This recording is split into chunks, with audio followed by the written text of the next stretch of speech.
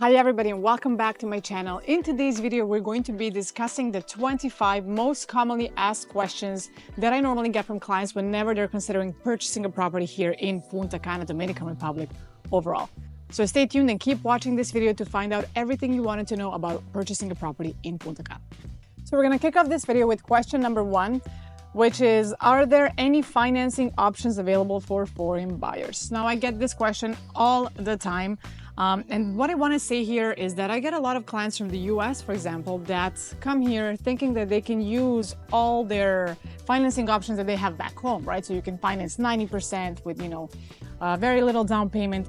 That does not work here. We do not have that in the Dominican Republic. So again, completely separate country, separate laws, separate entities. And here, as a foreigner, yes, you can finance the property. No, it is not that hard, provided you have a good credit score and, of course, the remaining documents they ask you for. However, you would need to do at least 40% down. So 40% would be the minimum down payment. If you're lucky, it could be less, but it's really hard. Normally, it's minimum 40 or even 50% down, and then you can finance the remaining part with the bank.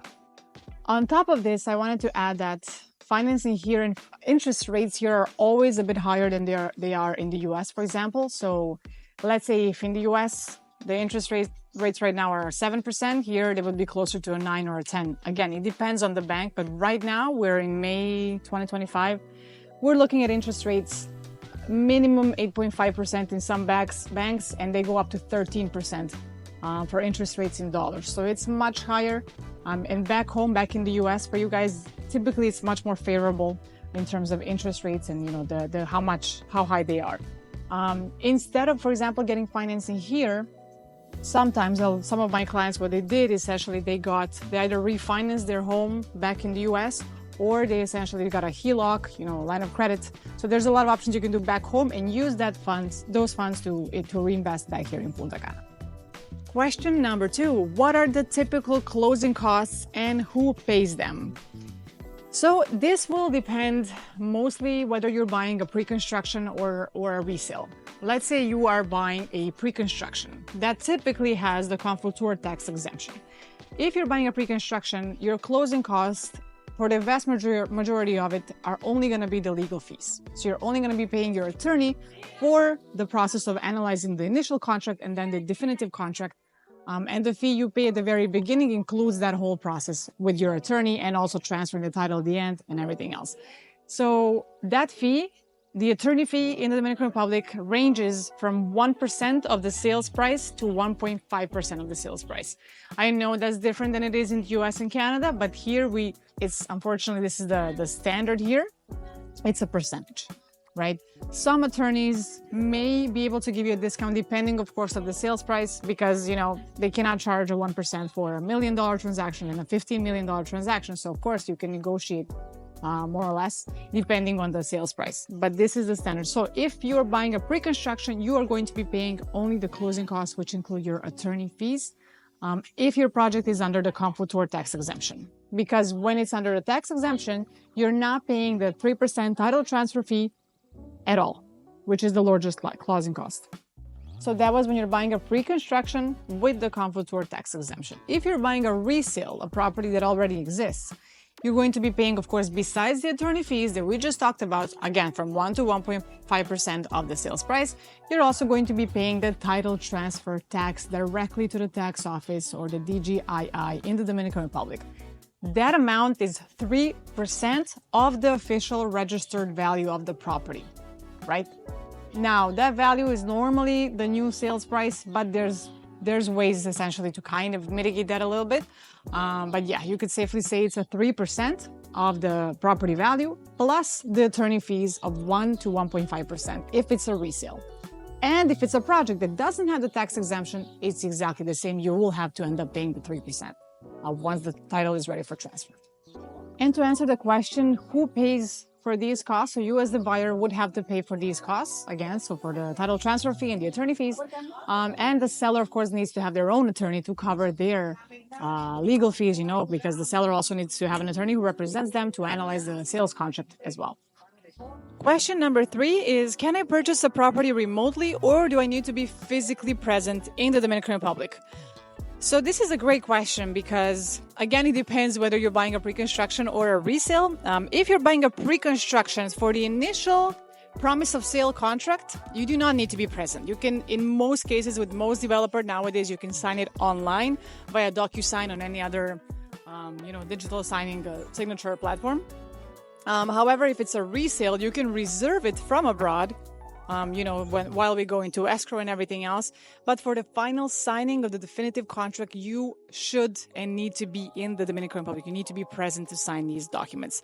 However, if anything happens, you're not able to be present for the definitive contract, there are workarounds. The most commonly used one is essentially you would just leave a power of attorney or a POA with your attorney, of course, who's helping you in the whole process. And this way they would just sign for you, without you having to come here at all. But of course, the vast majority of people do prefer, coming here, receiving their property, going in their unit. Of course, it's a nice feeling. It's a great process as well. But in some cases, of course, the POA is a solution. And the next one is, how long does the property purchase process usually take? Now, this varies, on several factors. Let's say, for example, you're buying something under construction.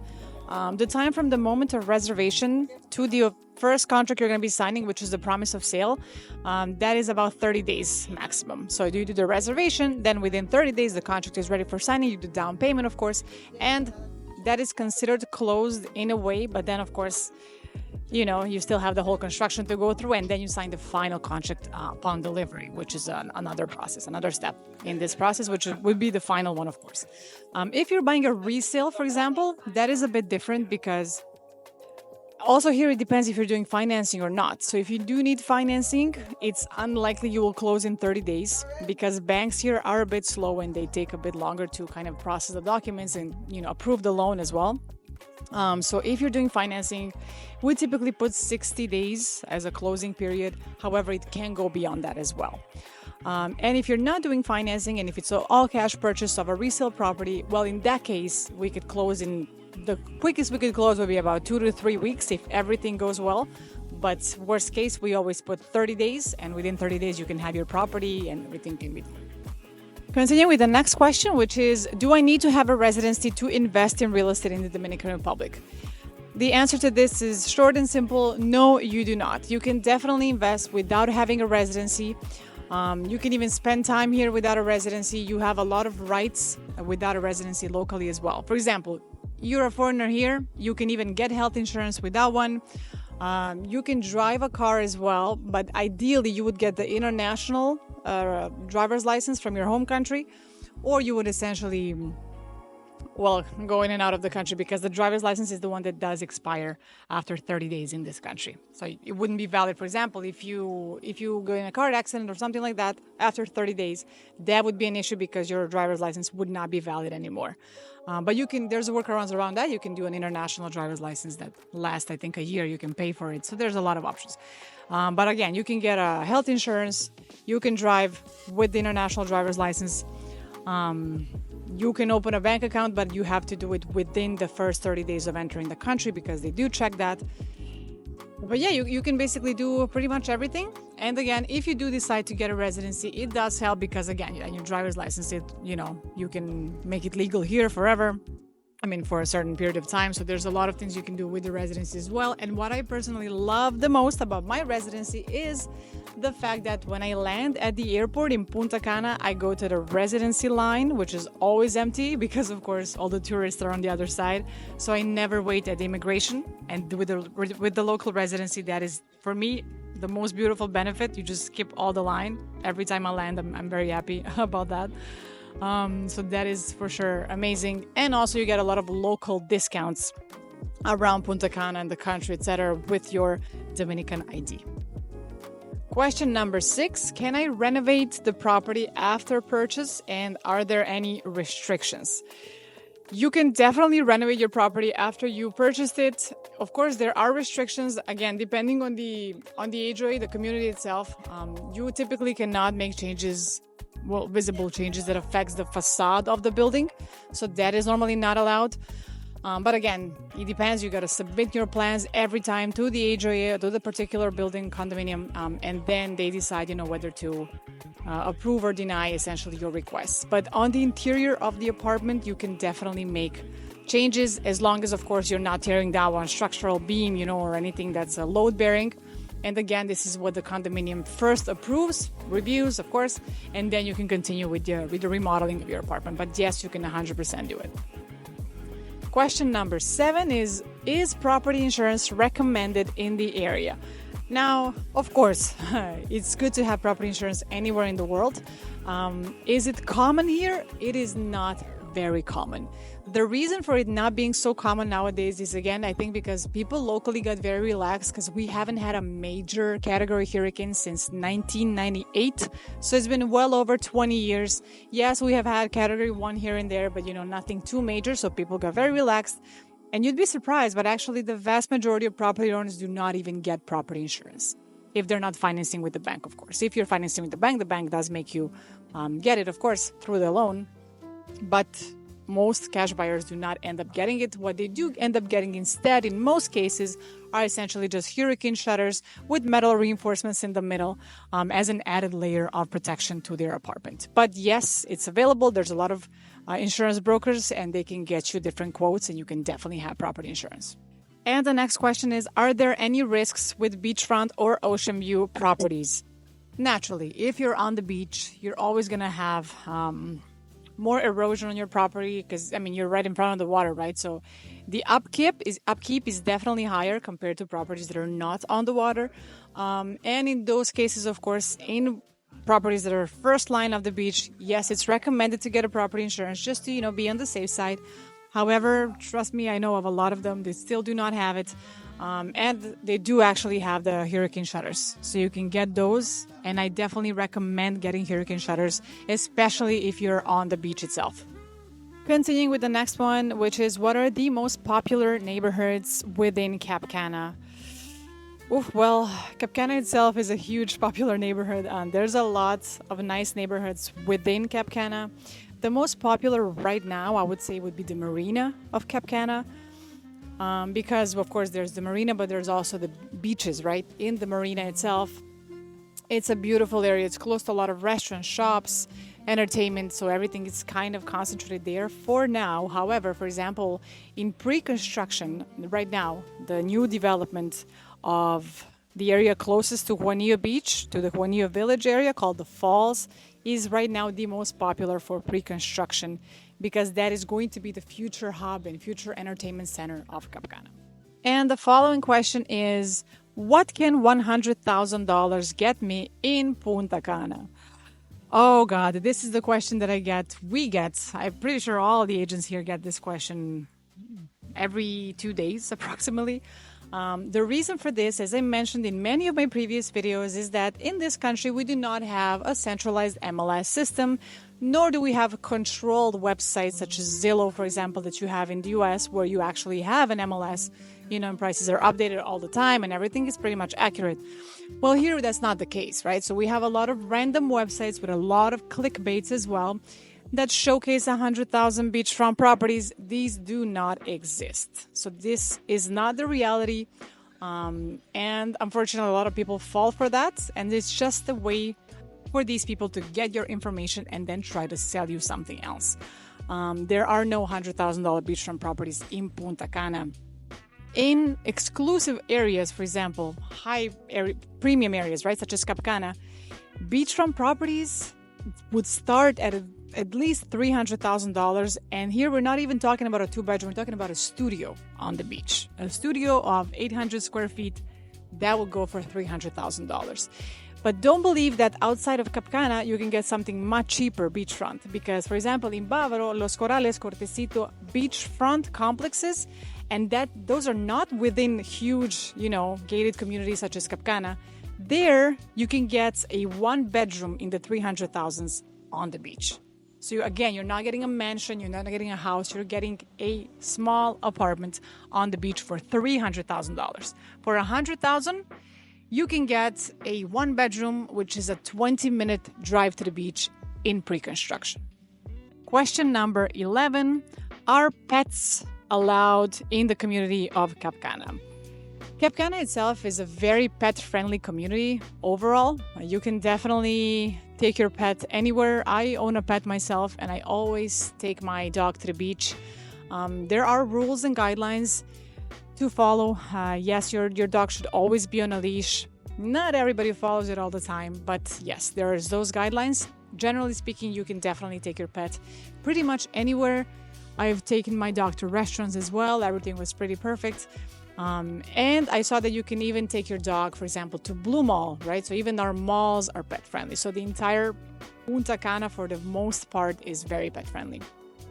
Is Cap Cana a residential only community, or are there also condo hotels? We definitely have both, and we do have condo hotels as well. A lot of residentials naturally, but there are condo hotels too. One of the most famous one right now that was actually just opened 2 weeks ago is St. Regis. So half of his St. Regis hotel are, well, hotel units, and half of it are residences, right? So that's our first condo hotel. Well, not the first, but that's a condo hotel here as well. Also, Eden Rock has some residences as well, which is, again, a premium hotel brand.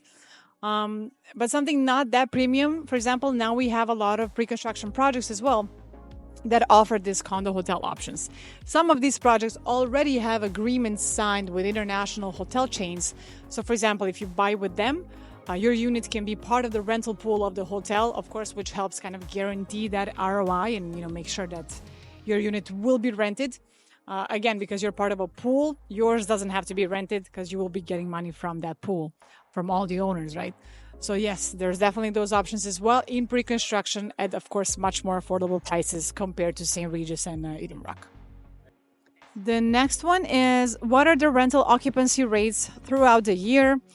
This is a wonderful question because I see a lot of information being spread on this topic. Occupancy rates here can range anywhere from 40% to 80% on your property. What this depends on, of course, number one is location, where you bought the property, how close it is to the beach, are there other amenities in the area, is it in Cap Cana, does it have golf courses, does it have beach access, marina, does it have all of this, which of course helps with the occupancy itself. However, apart from the location, what's really, really important that people always overlook is how you decorate your property.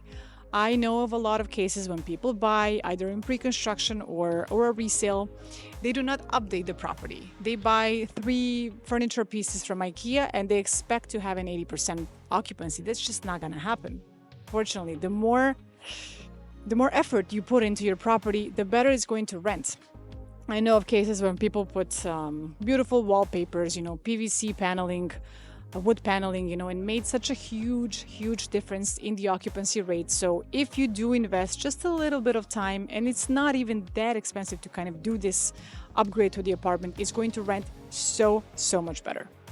The following question is, can I hire my own property manager, or must I use the one assigned by the condominium? It highly depends on the condominium you purchase within. In some of them, nowadays, you do have to use the one that they assign to the building. This mostly applies to new construction projects. For example, in Cap Cana, there's quite a few buildings that will have assigned property management to the building. The idea behind this is to kind of regulate the rentals so that we don't have huge gaps in nightly rates and the quality of property managers as well. However, in some condominium complexes, you can definitely use whoever you wish to use. For example, in the existing condominiums such as Punta Palmera, Aqua Marina, Fishing Lodge, you can hire whoever you want to. There's a lot of property management individuals and companies now that do an excellent job, and I'm happy to recommend some if you're looking into this option. The next question is, are there any upcoming infrastructure developments in Cap Cana, such as roads, malls, and hospitals? This is also a very common question, and yes, there's a lot of developments that are upcoming, not only residential, but also commercial. So this is something I'm going to talk about a bit more in my future videos. But yes, we have a whole new road that is being built parallel to the main road of Cap Cana, which of course is intended for easing the traffic that is going to happen in the future with all the new developments we have. So that's almost done. So we have that the entire additional street going through the entire Cap Cana, pretty much from the beginning to the very end. On top of that, there are commercial areas that we're going to be developing next to, well, close to the water park, El Dorado. There's a whole section that's going to be purely commercial buildings, among which we do hope to have a supermarket there, offices, office spaces. A lot of commercial is going to happen close to El Dorado. Many new hotels coming there as well, restaurants, bar, shops. So a lot of new infrastructure is coming. New developments, commercial as well, not only residential. The following question is, are there any hidden fees I should be aware of when buying a property in the DR, such as transfer taxes and legal fees? So as I clarified earlier in this video, there aren't really hidden fees. So your agent should always disclose the closing costs when buying a property. So as I mentioned, the total closing cost of buying a property can vary anywhere from 1% to 4.5% approximately, depending, of course, whether you're buying a pre-construction or a resale.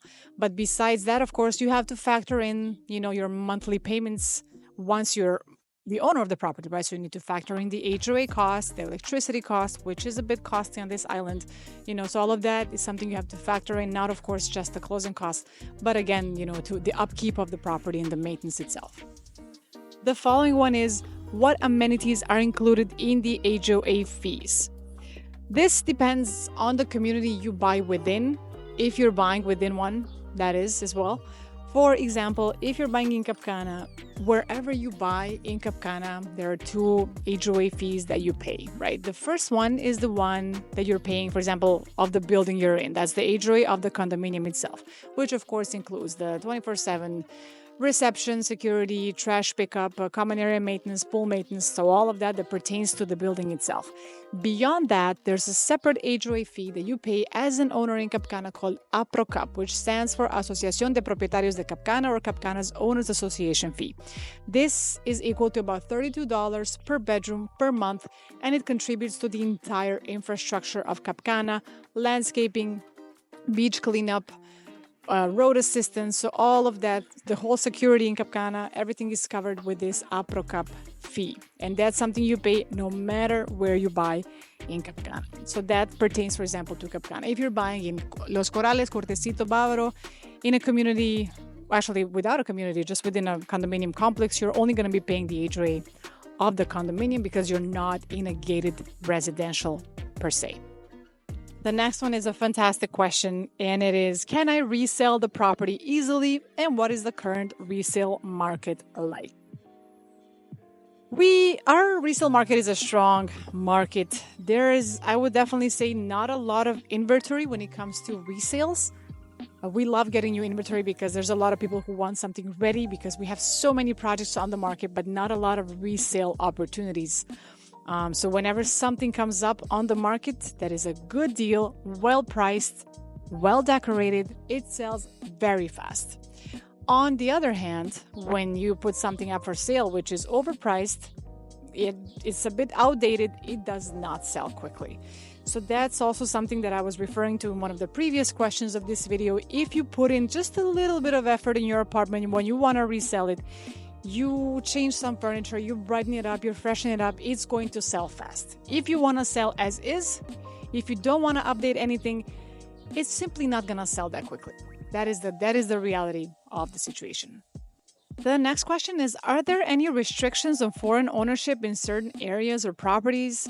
So as I mentioned before, there's absolutely no restrictions on ownership by a foreigner at all. So you can own, and whatever you own is yours 100% on the property title. So you do not get, like in some countries, for example, you can only own it for a certain period of years and then, it goes back to the government or something like that. Here, no. You got your title with your name on it, and whatever belongs to you is clearly stated in that property title or the deed. Restrictions in condominiums, not really. Like, for example, in Cap Cana, there's only one condominium project now, and it's a new project that is restricting short-term rentals. For example, if you buy in that project, and that's only one in the entire Cap Cana community, you cannot do rentals for less than 30 days. So this was done from the very beginning. It was disclosed to everybody. So buyers there want to live there. they don't want to rent, and that's perfectly fine. So we do have one condominium complex like that, but all the other ones approve of short-term rentals. The following one is there 24/7 security in the community of Cap Cana? 100%. So we have several access gates. The one that you would go through for the most part as the owner would be the first gate and the fourth gate. The first one is the main gate of Cap Cana. And of course, with your access card is where you access it. There's security there all the time. At all of the gates in Cap Cana, there's always security. It's impossible to get in unless you are the owner or you were invited by an existing owner. Also, everywhere in Cap Cana, there's security checkpoints, so you will often see a security car parked, in random spots in Cap Cana, just, adding an extra peace of mind to the residents. But I've never seen a necessity for police to really be here. I've always just seen, security people everywhere. And they do actually offer a lot of help. For example, I've had clients just a few days ago who rented a golf cart and their golf cart died and they were stuck, in the middle of the street. And the security guy came within 2 minutes, called for help, and they were out of there immediately. So they also serve for that. So any road assistance, anything you need, they show up and they help you right away. The next question is a great one as well, and are the utilities, electricity, water, and internet stable and reliable? Ooh, okay, highly depends where you purchase in Punta Cana in the Dominican Republic overall. In Punta Cana, let's say in Bávaro, there are power outages from time to time, much more common than they are in Cap Cana or Punta Cana Resort, for example. Now, the reason for this is that essentially Cap Cana has its own electricity company that supplies only the community of Cap Cana. And as such, it also has backup generators for the entire community. For example, a few years back when we had a Category 1 hurricane here, we never lost electricity. Like when the storm actually hit, we were out of electricity for probably a minute, and then the backup generators kicked in. So we never lost internet, we never lost electricity, water. Everything was stable throughout the whole time. While, for example, on the in the Bávaro area, the northern section of Punta Cana, they were without electricity for a couple of days. So this is the difference, and exactly this is the premium you pay for when buying in a residential community, which is like Cap Cana, for example. So you never lose the essential services. The following question is a common one as well, and it's what happens if I want to sell my property before it's delivered? So a lot of buyers, when they buy in pre-construction, would ask this question. They just want to know their options. Is it possible at all to sell, before it's ready, before you take over your property? Yes, it's possible. Again, this really depends on the developer because not all of them allow this. And it also depends on the contract you sign, because in some cases in the contract, it states that if you do want to sell it, you got to offer it to them first, as a first right of purchase. That's with some developers. Others do help you, but in every case, the developer needs to be involved in the process as they need to sign as well at the moment you're actually selling it to somebody else. There's a whole process you need to do legally to make this happen, but it's definitely possible. I don't recommend it in most cases because you earn the most, in the property value and in the appreciation once the property is actually built. But if you buy it today and you want to sell it within 10 months, you cannot expect to make 20%. So that's just not realistic, right? So you could potentially get your money back, by selling it to somebody else, but you're not going to make a crazy amount of money in 10 months or a year. Especially if there's still other units available within the project, to be purchased directly from the developer. But to answer the question, is it possible? It is possible. Again, depends on the developer, and always ask this question to your agent so you make sure you know how the process works with this particular developer should you decide to sell it in the future before it's built. The next one is Cap Cana a high demand area for Airbnb or short-term rentals? Is my property going to rent well? Again, reiterating back to my previous comments, it highly depends on the location within Cap Cana, and it depends on the property itself. If you make it beautiful, and I mean beautiful, with wall decor, nice furniture, it will rent very well. And of course, not just the decor, if you have a good property manager. Very important, get a good property manager. If you don't do that, if you just buy an existing property that hasn't been updated since 2008, I regret to inform you, it's likely not going to rent as well. It's still going to rent, but you're not going to get a crazy ROI. You're not going to get the occupancy you strive for. So if you buy something that's a bit of an older construction, invest a little bit into it and you will see how well it's going to do. The following one is, are there bilingual service providers nearby, such as doctors, lawyers, and contractors? Yes, there's a lot of bilingual services available, especially doctors and lawyers. Again, depends, who you go to. Some don't speak any English at all, but a lot of them do, and they speak very, very good English as well. Contractors, on the other hand, depends who you work with. Normally, the workers that do the actual work in the apartment are unlikely to speak very good English or any at all, but the supervisors normally do. So when getting a contractor, again, whatever you need to do, I'm happy to help, as I can give you some proper contacts. But the supervisors, it's very important that they speak English, because this way you can communicate with them and actually let them know if there's something you see that you don't like, etc. But normally, any contractor you get needs to have a supervisor on site to supervise the workers all the time. This is the way to go. Do not accept anything else. The next one is, what is the quality and reliability of internet and mobile coverage in the area of Punta Cana? Highly depends on the area within Punta Cana. So here in Punta Cana, in the Dominican Republic, you have two major providers, which are Claro and Altice. If you live in Cap Cana, definitely get Claro for your mobile coverage. For internet as well, Cap Cana has its own internet company, which is Cap Cana Tel, but it's essentially Claro. It's exact same thing. But for mobile coverage, you need to get Claro, because Altice is going to work, but there's going to be a lot of areas you're not going to have a good signal inside of Cap Cana. That's for Cap Cana. But for Punta Cana and Bávaro, for example, both Altice and Claro would work. But, for example, if you're buying in an area such as Vista Cana, which is another community in Bávaro, in most places, you're not going to have any internet at all, no matter what you have, Claro or Altice. That's because, unfortunately, they're still in the process of putting up, the antennas, in the whole area. So that's one of the things I don't like when going, and, for example, showing some properties deep in Vista Cana, because you just get lost with zero signal at all. And hopefully they resolve that quickly. But for now, in Cap Cana, get Claro. And if you're getting anything close to Cap Cana or, within the area itself, I would definitely stick to Claro, because it's going to work anywhere else. In Punta Cana and Dominican Republic anyway. And guys, that was it for today's FAQ video on the most common questions I get from clients when buying a property in Punta Cana. I hope you found this very helpful.